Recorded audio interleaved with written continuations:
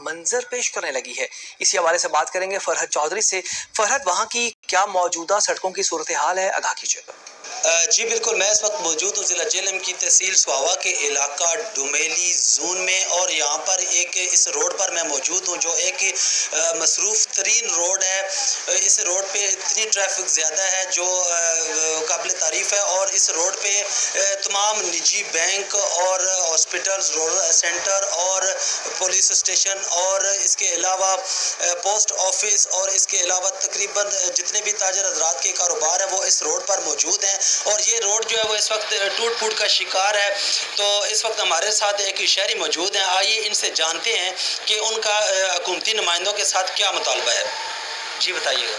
जी बिल्कुल, ये एक मसरूफ़ तरीन इशारा है, और यहाँ पर इस रोड पे जो है ना वो ये एक एमपीए का शहर भी है, और ये रोड जो है ये एमपीए के जो घर है उसकी तरफ भी जाती है। और इस रोड पे जो है ना निजी बैंक है, इसके अलावा थाना भी है, और टाउन कमेटी का ऑफिस भी है, और रूरल हेल्थ सेंटर भी है।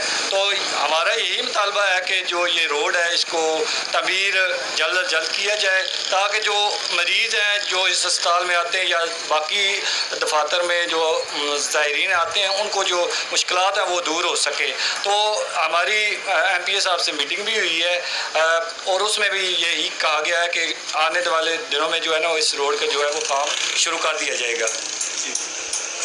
जी सुना इनका मौक़िफ़, इनका भी यही कहना कि जो मुंतखब नुमाइंदे हुकूमती उनसे उनके साथ मुलाकात हुई है, और इनका यही कहना है कि इंशाल्लाह बहुत जल्द ये रोड तमीर हो जाएगी और